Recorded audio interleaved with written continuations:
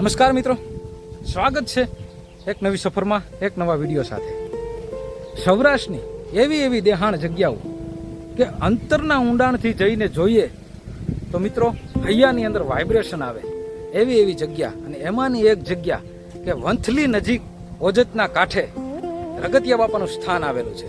દોસ્તો, આ મંદિરનો ઇતિહાસ ખૂબ જ રસપ્રદ છે અને માણેકવાળા જે માલબાપા બિરાજે છે એમની સાથે શું રગતિયા બાપાનો સંબંધ છે એ તમામ ઇતિહાસ, તમામ રસપ્રદ વાત આ તમને વિડીયોની અંદર મળશે.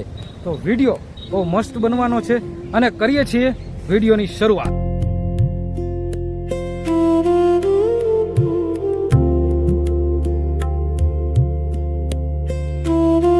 મિત્રો, મારી બેક સાઈડની અંદર તમને આ જે નદી દેખાય છે, આ નદી છે ઓજત નદી.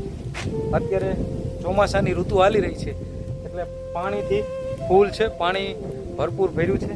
અને આ જો એક ગુર વટલો, આ વટલાની એક્ઝેક્ટ બાજુમાં જ આ જગ્યા ઉપર રગતિયા બાપાનું મંદિર આવેલું છે. તો હું કરાવું છું તમને રગતિયા બાપાના દર્શન.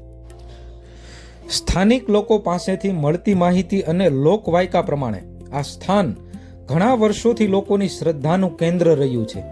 કહેવાય છે કે પહેલા અહીં રગતિયા બાપાનું સ્થાન વડના વૃક્ષ નીચે હતું. હવે જરા કલ્પના કરો, આસપાસનું કોઈ મોટું મંદિર નહીં, માત્ર કુદરત, વડનું ઝાડ અને લોકોની શ્રદ્ધા. સમય પસાર થયો અને આ પવિત્ર સ્થાન આજે આ મંદિરના સ્વરૂપમાં આપણી સામે છે.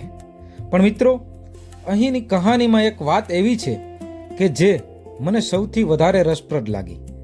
રગતિયા બાપા, માણેકવાડાના માલબાપા અને કાંજળી તરફથી માતાજી એટલે કે 3 ભાઈ બહેન માનવામાં આવે છે. મિત્રો, હું તમને કરાવું છું અત્યારે રગતિયા બાપાના દર્શન. આપ મિત્રો કરી રહ્યા છો અત્યારે શ્રી રગતિયા બાપાના દર્શન. જય રગતિયા બાપા. મિત્રો, રગતિયા બાપા સાથે જોડાયેલી એક બીજી સુંદર પરંપરા પણ જોવા મળે છે.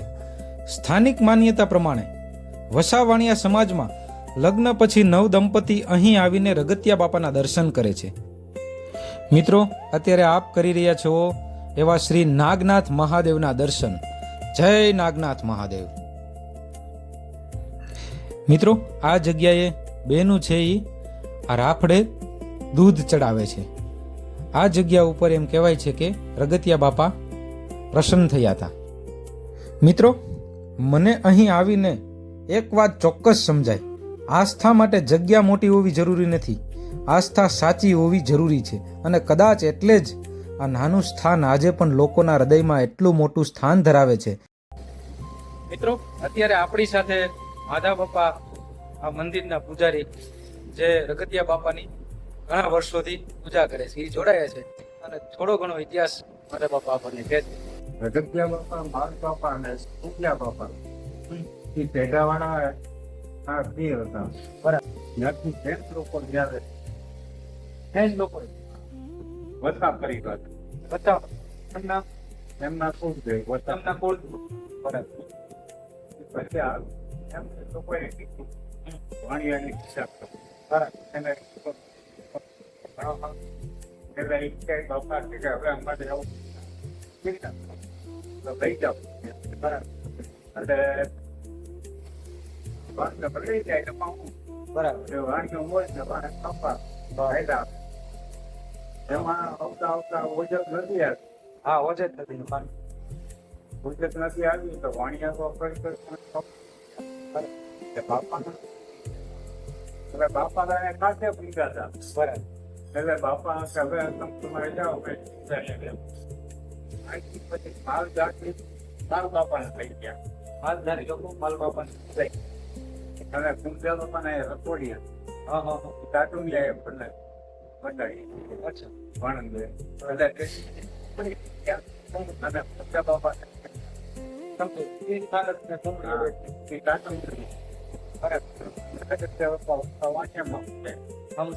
અને માલ બાપા રાણીગા અને આ મિત્રો જેમ બાપા કે છે એમ કે 400 વર્ષ જૂની આ જગ્યા છે. મિત્રો આ હતું રગતિયા બાપાનું સ્થાનક, એનો તમામ ઇતિહાસ અને માલ બાપા સાથે શું એમનો સંબંધ છે, એમની તમામ માહિતી. દોસ્તો, આ વિડીયો તમને પસંદ આવ્યો હોય તો આપણી ચેનલને લાઇક કરજો, શેર કરજો અને સબસ્ક્રાઈબ કરવાનું અંતમાં ભૂલતા નહીં. આવા જ નવા ધાર્મિક સ્થળોની મુલાકાત અને ટ્રાવેલિંગ વ્લોગ સાથે ફરી મળીશું વિડીયોની અંદર. ત્યાં સુધી બન્યા રહેજો. જય રગતિયા બાપા.